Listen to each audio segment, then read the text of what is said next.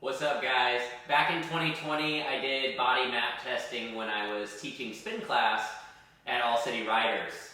For those of you that didn't see the video in 2020, you can click the link below and watch that video, but I'm going to break down all the numbers now compared to my current test that I just did this past couple of weeks.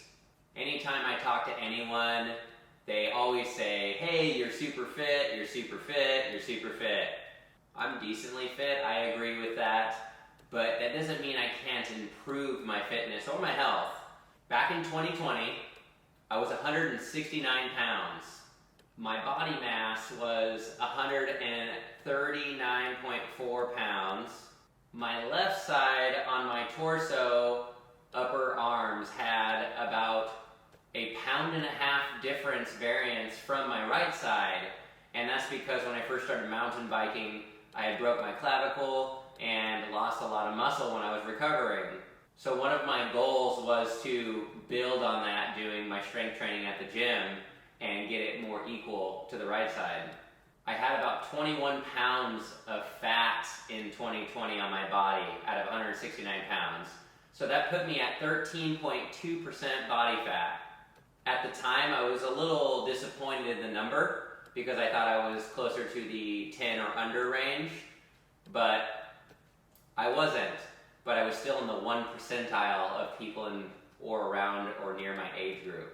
What happened? The pandemic. The pandemic happened, everybody got busy, people kind of fell off the routine. Now, lately, tons of people ask me, are you still vegan?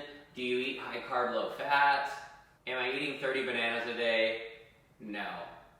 Because I do enjoy regular food, cooked food. I eat more cooked food throughout the day, but I'm still eating a plant-based diet. But instead of eating under 10% of my calories from fat every day, I probably eat roughly around 30% fat, which is still extremely low to the average person. But getting into this new test, it's kind of cool because it shows, have I gained weight?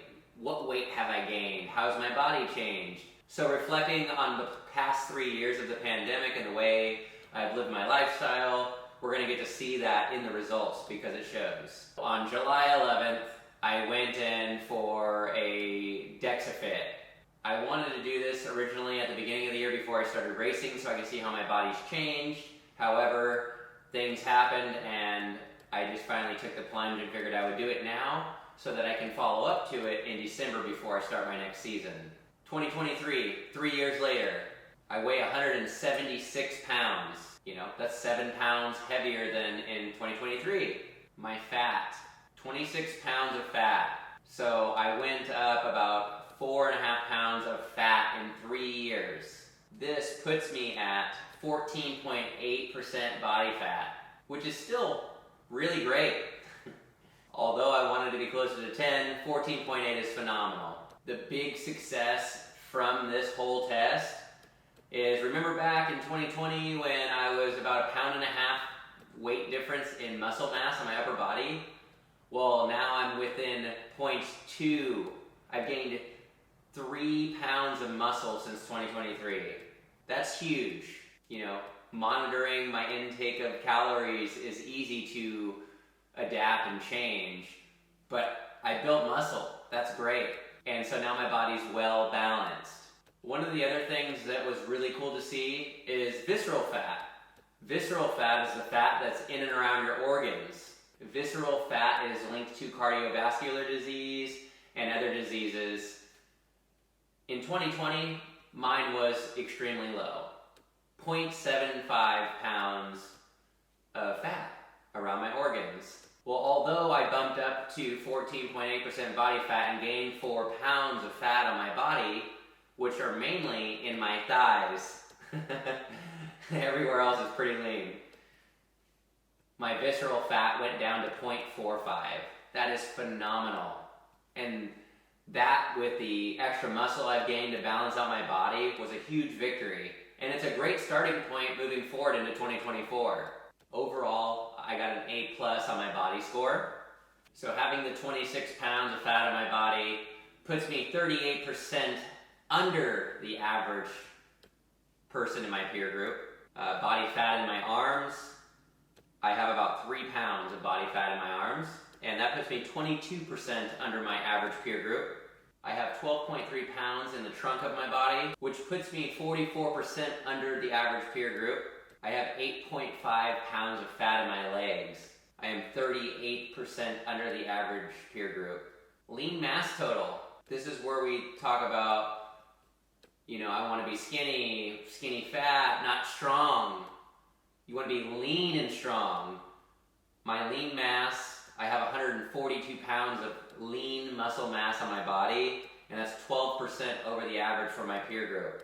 The lean mass in my arms is like the one spot where it wasn't super crazy. I have 16 pounds of lean muscle mass in my arms. I obviously don't focus on having a bigger upper body.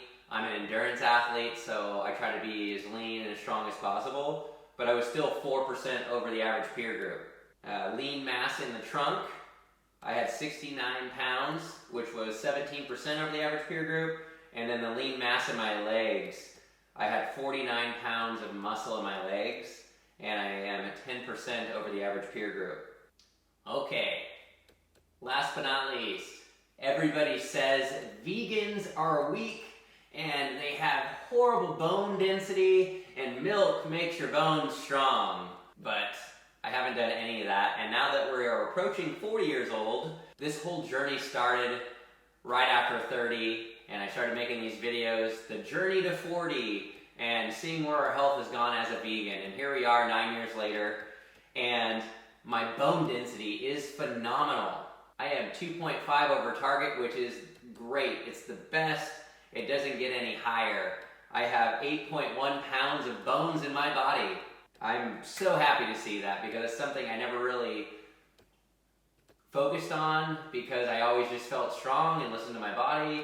But doing this DexaFit, it ensured me that my bone density is phenomenal. Well, that just about does it for my body testing. The goal for me moving forward, I'm doing another one in December. I'd like to get down around 12% body fat, which just means I'm going to monitor the amount of fat I take in like I did before, but still be casual and eat what I like and what makes my body feel good, and also work on building some more muscle mass. So we'll see you guys in December. Thanks for watching.